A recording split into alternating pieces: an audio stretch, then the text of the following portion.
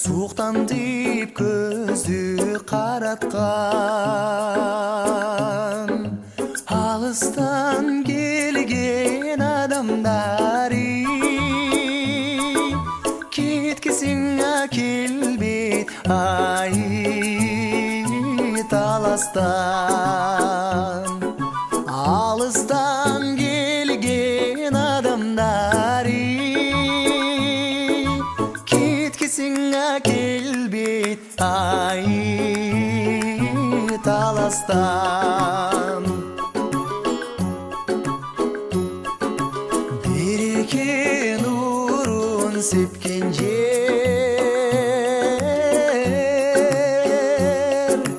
қанекей жашын төккен жер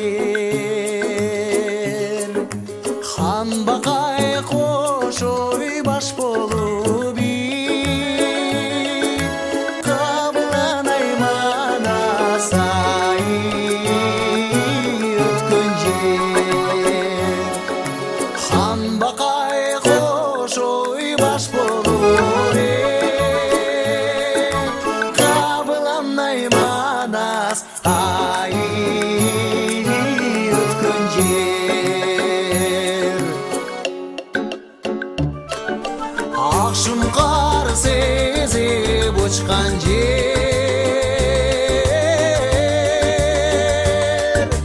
атағын дүйні ұққан жер чоқысы биік таластан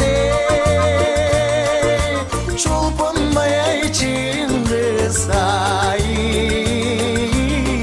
өзімді таныштырып өтсем, Тұрагелдиев Абдалим, Талас обласының Бақияның тұрғынымын. Біз ұрығыз Бағыш Уржуның Құттусейт ұрызынан болом. Жашым 56-да. Бақияында Бағыштар 700-ге жақын шайлоочу, 500-ге жақын түтін бар. Ошо көпчүлүк басымдуулугу Бағыштар. Илгертен сөз бар, Бақиян баққонгон жер, құтконгон жер дейт. Биз Бақиян менен, Бақ жери менен сыймыктанабыз.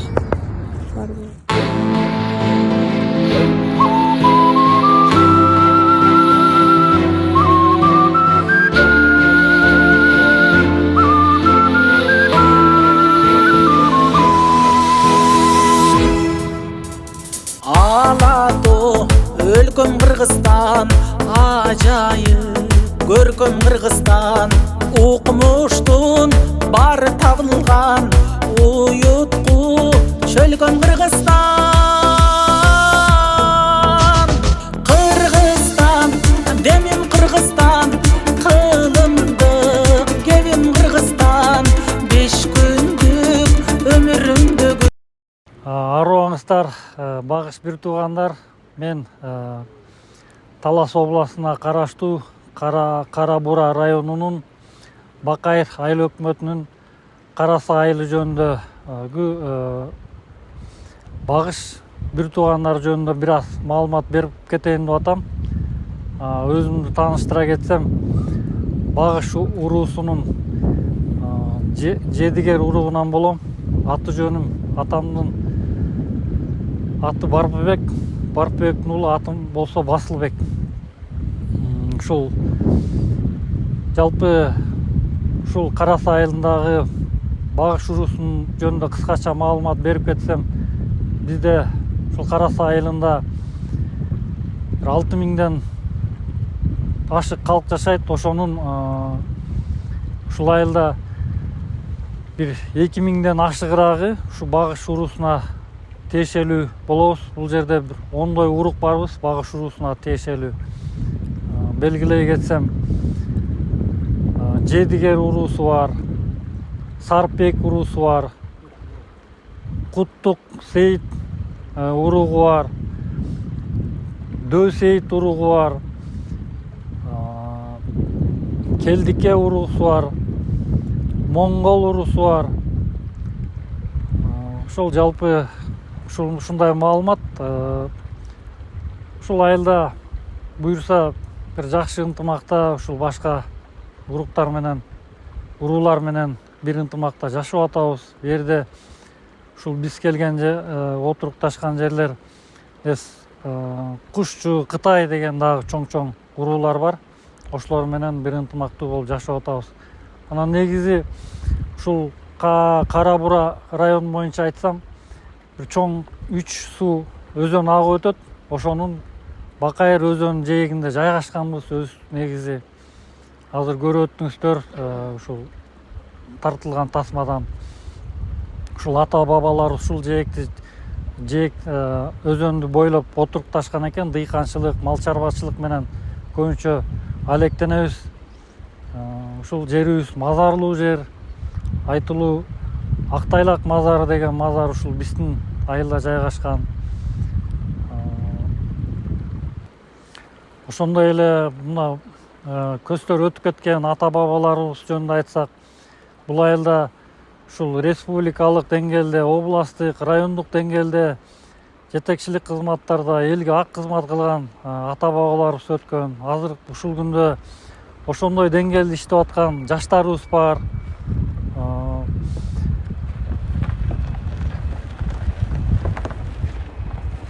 Ушул багыш уруунун негизи биздин айылда да чоң деңгээлдеги көп жетишкендиктерди ушул айылды көтөрүп аткан инсандарыбыз бар арасында, элге ак кызмат кылып аткан.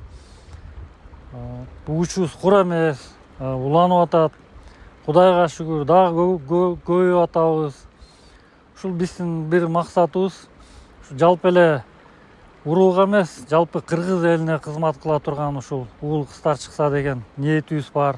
Буюрса ошондой келечектеги балдар өсүп өнүп атат. Ошол багыш уруусуна каалап кетерим, баарыбызга бир бекем ден соолук, ошону көрүп, сезип, билип жашаганга ушул арабызда ынтымак болсун, өзүбүз менен чоң бир жетишкендиктерге жеткизип, кыргыз элин бир жогорку деңгээлге чыгара турган уруулардан боло берели. Баарыңыздардын жакшы ой тилегиңиздерге тилектешмин. Кабыл болсун бардыгы. Көңүл буруп укканыңыздар үчүн сиздерге чоң рахмат.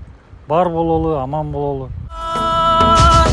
Кыргызстан, өсчү Кыргызстан, кыйлалга көччү Кыргызстан, ак калпак элин байырлап, ан сайын көктү Кыргызстан.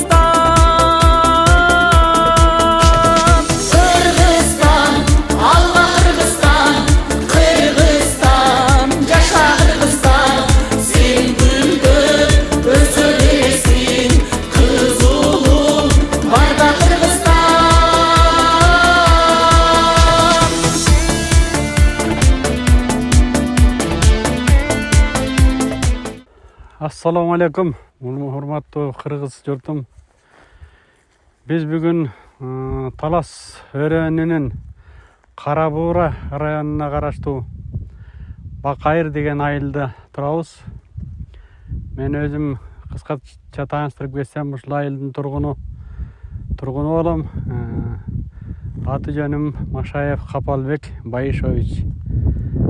Бул Бакайыр деп айтылып калган себебин дагы бул 2 варианттан турат. Бакайыр дагы айыр деген варианттан калган экен. Бирөөсү болсо Бакайыр кош дегенден айтылып калган дейт. Бирөө болсо тиги Бакай ата ырдаган жер деген вариант бар. Казыр бул жерде көптөгөн уруулар бар. Кытай, Кушчу, Таялмыш деген уруулар бар. Ошолордун ичинде биз багыш уруусу дагы ушул жерде баары чогуу ынтымакта бирге жашап атат казыр ушул учурда. Биздин Бакайыр жер баягы кыргызда бир жакшы сөз бар го, аккан арыктан суу агат дегендей. Ушу бак дарыган жер деп айтылып калган. Себеп дегенде мынагу казыркы бүтүндөй Кыргызстанга аты чыгып аткан улакчыларыбыз бар. Мыкты чыгып аткан чемпиондорубуз болгон ушул айылдан. Бул жерде Кудай кааласа көптөгөн жакшылыктар болгон, мындан дагы болот деген үмүттөбүз. Бакайыр 2 айылдан турат. Карасай, Акбашат болуп. Мен бул азыр биз турган жери Акбашат айылы. Бул жерде 400дөн ашык түтүн бар. Ошол 400дөн ашык түтүндүн 270-и ошо багыш уруусу. Мындан ары дагы жакшылыктар болсун. Кулачыбыз жайылып, учубуз узара берсин.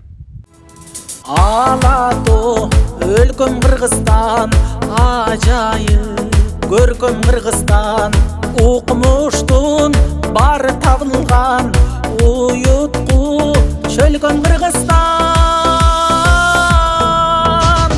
Кыргызстан демим Кыргызстан, кылымдык кебим Кыргызстан, 5 күндүк өмүрүмдөгү. Урматтуу багыш туугандар, мына бүгүн биздин айылда баягы общий канча эл жашаарын баарын баяндап берүүгө чыгып турабыз. Бу жерде биз өз багыш туугандардан 150 түтүн багыш туугандардын жашайт бу жерде. Арасынан ошол саркыл туугандардан бар 50 түтүн, анан ак көйнөк туугандар бар, жана элтинде туугандардан бар. Общий эмеси 150 түтүн багыш туугандар жашашат бу жерде. Көпчүлүк элде бу жерде сары туугандардан да бар. Сары туугандардын Төнтөрт уруусу бар, Кошкулак уруусу бар, Келде Чаңгыл уруусу бар. Ошолордун баарысы болуп биз Кара Бура айылы түптөлүп жашап келатабыз. Анан бул буяка отурушташып калган себеби дагы 1820-жылдары келген деген маалыматтар бар. Ушу маңдайкы сарымсак таткалар жатка туугандар келген кезде кошо келип, биздин туугандар дагы ушу Саркыл арык каналын салышып, ушул жээгине жашап калышкан деген маалымат бар. Ошол себептен биздин каналдын аты Саркыл атында канал болуп калган. Анан бу жерден багыш туугандардын дагы айылдын четинде Каткан арык деген дагы арыгыбыз бар. Ал Каткан багыш туугандардын арыгына казып кеткен экен, Бакыяндын башынан барып куят да. Жалпы жөнүнөн ушундай маалымат. Өзүм атым болсо Шаршембай уулу Малик атым. Мен ушул айылдын багыш туугандар комитети боюнча координатор болуп жумуш аткарып атам. Янында Бейшек айыл өкмөтү бар. Бизде Жаңжер айылы боюнча да айтып кетсем, ал жакта дагы 150 түтүндөй багыш туугандар бар. Алардын арасында дагы бир 20-30 түтүн Саркыл туугандар бар. Анан элдинде туугандар бар. Каткан туугандар да бар Бейшек айыл өкмөтүндө, Жаңжер айылында. Аякта дагы биздин багыш туугандардын ошо общий эмеси 150 түтүндөй болуп калат да. Бейишим менен Кыргызстан,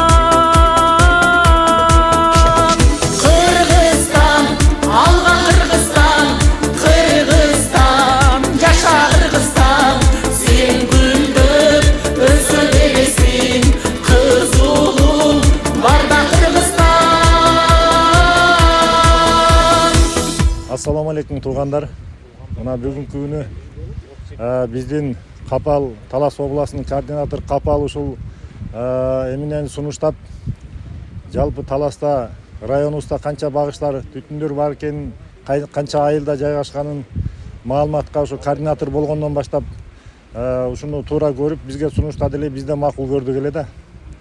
Анан мен ушул нерседен пайдаланып, могул Сарымсак Датка атабыздын айтылуу жазаган мээнетинин бирөөүнө гана токтолуп кетким келип атат. Мына ошол 1865-жылдары деп айтылат экен. Ушул каналды колго алып, ушул жерден биздин чоң Кара Бура айылынан баштап Бакайрыга чейин өздөрү ал убакта техника жок, эч кандай колу менен ушул каналды ошол жака жеткизген экен. Эми узундугу бул жерде жазылып турат, 21 километр ашыгы менен. Анан эми ойлонуп көрсөң, ал кишинин мээнети өтө чоң экен да. Ошол убакта Датка деген наамды да бекер берген эмес. Себеп деген могул жерде ушул эле тоонун чыга беришинде аска тоо таштар бар болчу, ошону бузуп, дөңкөчтөрү менен, чым таштары менен кынап, ошону алып өткөн да бүгүнкү күнгө чейин. Азыр ошонун нугунда, мына азыр жаңы Кешка менен канал ошонун нугунда кетип атат Бакайрыга чейин. Бунун өзү канча кыйынчылыкка турду бүгүнкү күнү техникалардын баарын убагында. Ал убакта колу менен калыш деген өтө кыйын болгон. Сарымсак атабызга бир гана багыштар үчүн эмес, жалпы эл үчүн кылган мээнети төлүк эсте кала турган нерсе да. Анан ал кишинин дагы тарыхчы санжырачылар айтат чыгар. Тигил жактан бир түндө көчүп келип, канча деген урууларды аман сактап, мына ушул жерге келип отурукташтырып, анан ушул каналы чоң эстелик болуп калган да бүгүнкү күнү. Анан могул жерде бүттүгү эмнеде жазылып турат, канча гектар суу ичип атканы, канча километр экендиги, канча труба көпүрө барган бүттүгү жазылып калды да бүгүнкү күнү чоң эстелик болуп турат ушулар. Анан эми атабыздын бул кылган мээнетин биз түбөлүккө буйруса унутпайбыз. Ассаламу алейкум. Кыркуруу кыргыз элинин бир бута урган багыш урусунун Таласка келип каршынын себеби Таласта 1800 Мадалхан ушунда 1820 жылдардын тегерегинде келип туруп карышкан экен. Карауроо өзөнүндө, анан Бакайыл өзөнүндө. Ошол кезде Мадалхан аябай чоң куугандыгын чоң реформа жүргүзүп туруп ошондо түндүк арка кыргызстар деп коет, арка кыргызстар жерлеринде жерлерди иштетип, агроөнөр жайы азыркы тил менен айтканда жерлерди иштетип, ошол жерлерди освоить эткенде ошондо түштүктөн ал келген экен. Ошол менен берде Саруу, Кытай, Кушу уруулар менен чоң ынтымакташып жашап атырык. Бакайыл өзөнүндө, анан кийин Карауроо өзөнүндө. Эх, кандай кенен Кыргызстан, экинчи менен Кыргызстан, туйлаган тулпар улуңмун, тугармап берем Кыргызстан.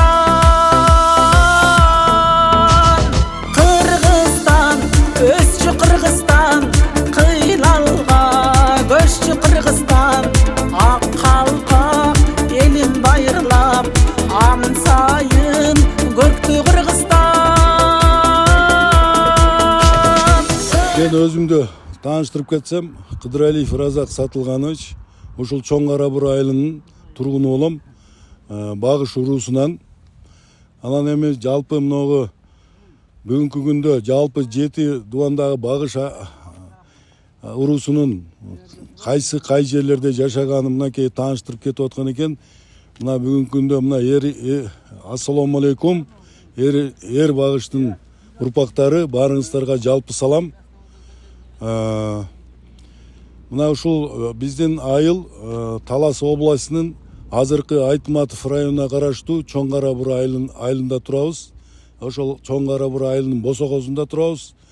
Бул жерде мына айтып кетсек, мына ушул жерде сарымсак, айтылуу сарымсак датканын чөбөрөсү Зайнул Шадыбеков деген жашап кеткен. Ал кишинин тарыхын айта турган болсок, 2009 жылдардан баштап ошол сарымсак даткасынын чөбөрөсү Зайнул акебиз ошол санжыра боюнча төгөрөктүн 4 бурчун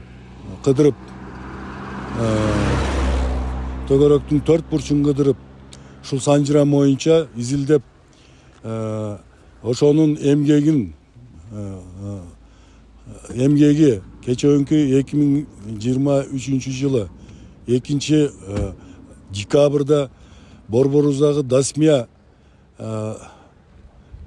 эс алуу ресторанында китебиздин багыш санжырасы деген китебиздин ачылышы болду. Ошол жерде мынакей ушу Талас областындагы